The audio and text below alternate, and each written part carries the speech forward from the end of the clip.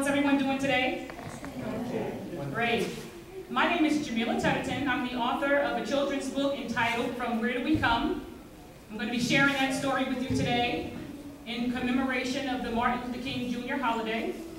How many here are familiar with Dr. Martin Luther King Jr.? Okay, who can tell me why we celebrate his life?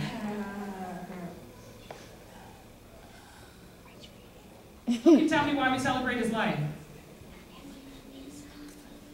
Anybody? Because he tried to bring peace to our country. Yes, because he wanted to bring peace to the country, absolutely. Anyone else? He was a big civil rights activist. Yeah, absolutely, he was a civil rights activist. Anyone else?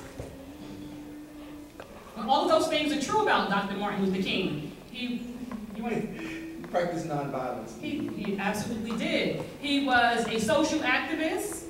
He was certainly a man of peace. He was a civil rights leader. He led many marches and peaceful protests in the fight for freedom and racial equality for all people. And he was an orator. He gave many speeches, and he was most famous for his I Have a Dream speech, which was a speech about his vision for America, for a better America. He envisioned an America where we all could live together in peace and racial harmony. And that's what he believed in. And my book, From Where Do We Come, was actually inspired by his dream. And it was also written because my son, about 2 years ago, my son right here, Omari, about 2 years ago, he came home with a question about slavery. And I wasn't quite sure how to answer his question. And as I thought for a moment, I couldn't help but reflect on my own experience as a child growing up, learning about slavery in school, and remembering how uncomfortable and sad those stories made me feel. And so I knew I wanted to be very responsible in the way that I answered his question. I knew that I wanted to leave him feeling better, feeling empowered. I wanted to answer his question in a way that would leave the door open for future discussions on the topic. And so that is the reason I wrote the book. And it is my hope, come on in. It is my hope that this story will inspire each of you to consider what you can do to keep Dr. King's dream alive, what you can do to spread more peace and love in the world. And there are several ways we can do that. Maybe you'll write a book. Maybe you'll write a poem. Maybe you'll write a song. Maybe you'll create a sculpture. Maybe you'll choreograph a dance.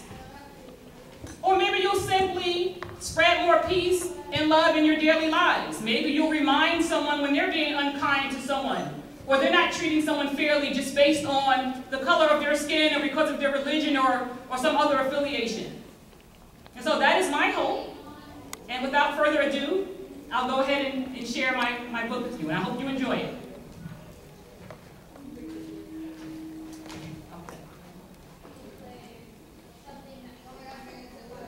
And the story is dedicated to children everywhere. May this story bring you closure. And it was written for Omari and Camille, my little sponges.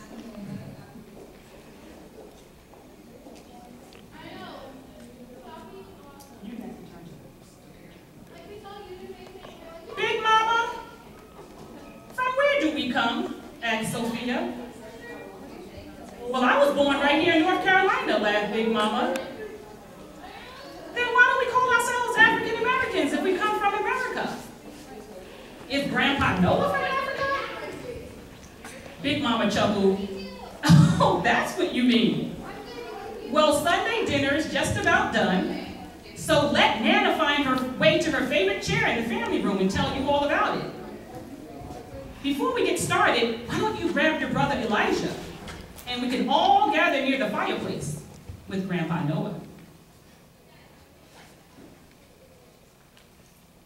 Sophia scurried to get Elijah, while Big Mama pulled the 2 lightly browned sweet potato pies from the oven.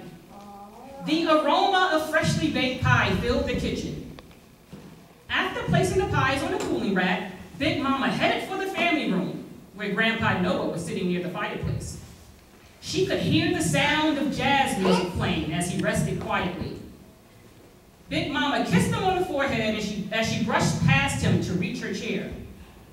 With a big sigh of relief, she sank down into the soft, cushiony recliner as though she had fallen into a mound of goose feathers. Her eyes closed, but for only a minute, for a loud thumping noise alerted her. It was Sophia and Elijah. Sophia was panting hysterically as though she had been in a race. How many times do I have to remind you two about running through the house? Scolded Big Mama. Now settle down and make your way over here for some old-fashioned storytelling. Noah, can you join us? Finally, with everyone comfortably seated near the fireplace, the storytelling began. Well, let's see, said Big Mama. Where do I start? Many years ago, our ancestors lived in Africa.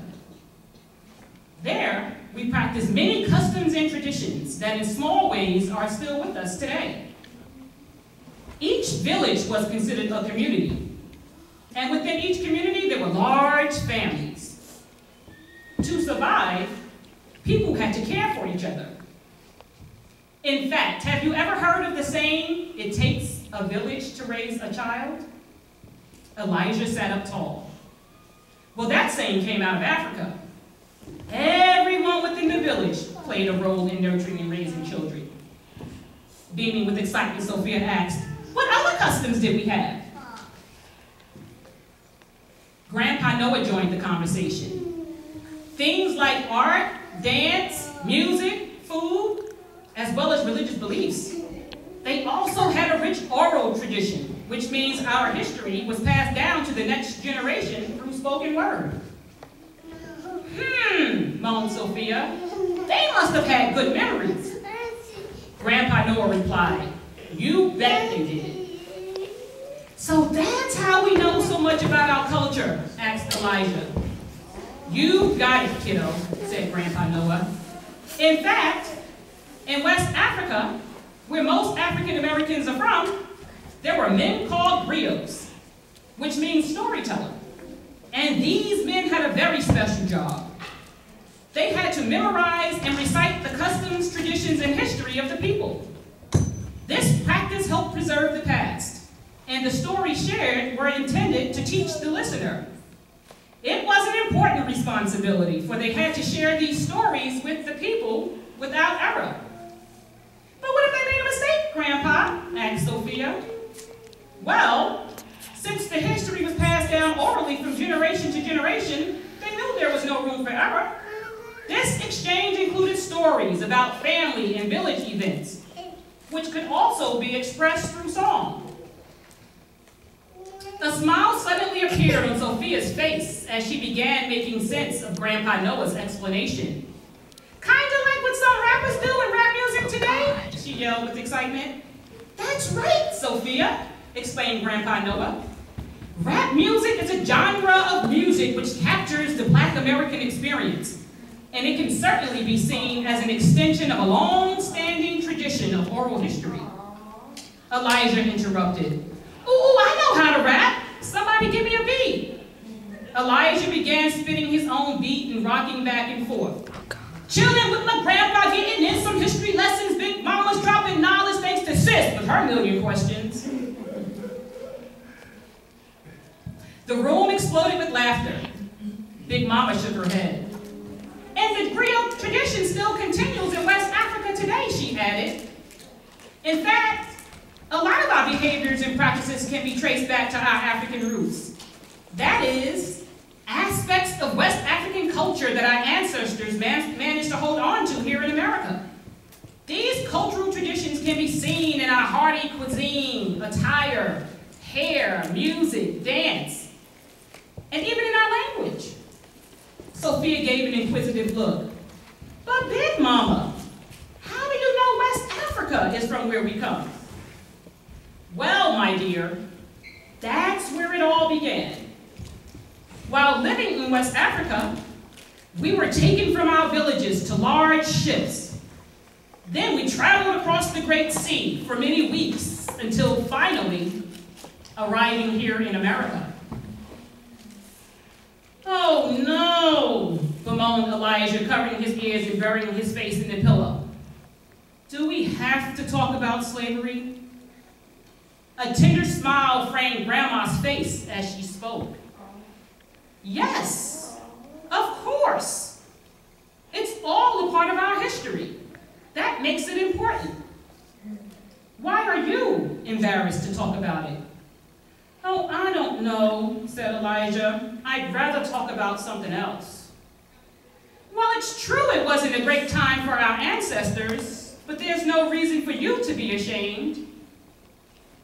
After all, we survived slavery. We survived? Asked Elijah, lifting his head from the pillow with a puzzled look on his face. Mm-hmm. Yes, baby. We're survivors.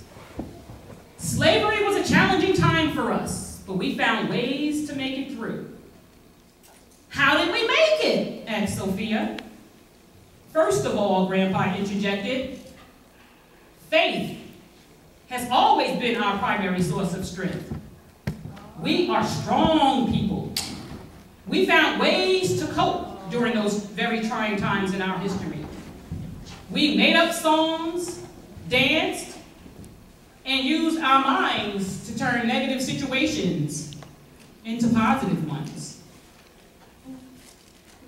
In our struggle to survive, we did everything possible to hold on to our identity, Big Mama added. Elijah looked confused. But I thought slaves were someone else's property. With a stern look on her face, Big Mama turned toward Elijah. Yes, but we never stopped resisting slavery. Elijah leaned forward. So what else did we do to resist slavery? We kept the cultural and spiritual traditions of Africa alive as best we could. We cooked, ate, and prayed together. Many secretly learned how to read and write and even taught others, while some rebelled against their slaveholders, added Grandpa. Wow, said Elijah. But why did they have to keep it a secret? Grandpa gave a half grin. Well, knowledge is power. Therefore, laws were created to make it illegal to teach slaves how to read and write so they wouldn't have power. For many slaves, the ability to read and write meant freedom. If not actual physical freedom, then mental freedom. By secretly becoming literate, slaves began thinking more for themselves and used literacy as another means of escaping slavery. Big Mama closed her eyes. It was our way of saying, you may have my body, but not my mind or spirit. Then she looked at Elijah and Sophia. And we never stopped using our minds to escape slavery. That's how the Underground Railroad came about. Sophia seemed surprised. Slaves invented the Underground Railroad? Big Mama chuckled. Well, the Underground Railroad wasn't a real railroad. It was a secret system created to help runaway slaves find their way north to freedom. It had its own secret language, and it was created by both free and runaway slaves and white people who believed slavery was wrong. During this secret operation, runaway slaves were referred to as cargo, free slaves and whites were known as conductors, and safe houses where slaves rested during their journey were called stations. Just like a real railroad system, explained Sophia. Said Big Mama. Thousands of slaves made their way to freedom using this system. Sophia smiled. Those slaves were smart. They sure were, said Big Mama, as she turned her attention toward Elijah. So you see, Elijah, there's no reason to be ashamed. Although we may never fully understand why certain events happen in our lives, We must focus on the good that comes from our experiences. Slavery taught us about faith. It helped us understand the power of the mind, the importance of family, and to appreciate the important role we each play within our community. Elijah smiled at Grandpa Noah. Big Mama's right. We are survivors. Grandpa Noah nodded his head. I'd say, he said, our ancestors have paved the way forward. So that's why Daddy always says, don't forget where you came from, said Sophia. Exactly, exclaimed Big Mama. How can you know where you're going if you don't know or understand from where you have come? A big smile consumed Elijah's face as he scooted over to sit closer to Big Mama and Grandpa Noah. Resting his chin on Big Mama's lap, he said, you know, I really enjoyed learning about our past. Me too, Sophia yelled. There's only one thing I enjoy more than storytelling. What's that, Elijah? Asked Big Mama. Your good old Sunday dinner, Elijah replied. Big Mama smiled. Well, your timing couldn't be better. I've got a couple of pies cooling on the kitchen counter, which means Sunday dinner's just about done. Let's eat. The end.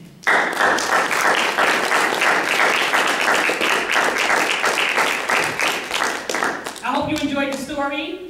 If you're interested, it's certainly available on Amazon.com and Barnes & Noble. And if you have any questions, I'll be happy to take any questions you may have. Well, that's it. Thank you for coming.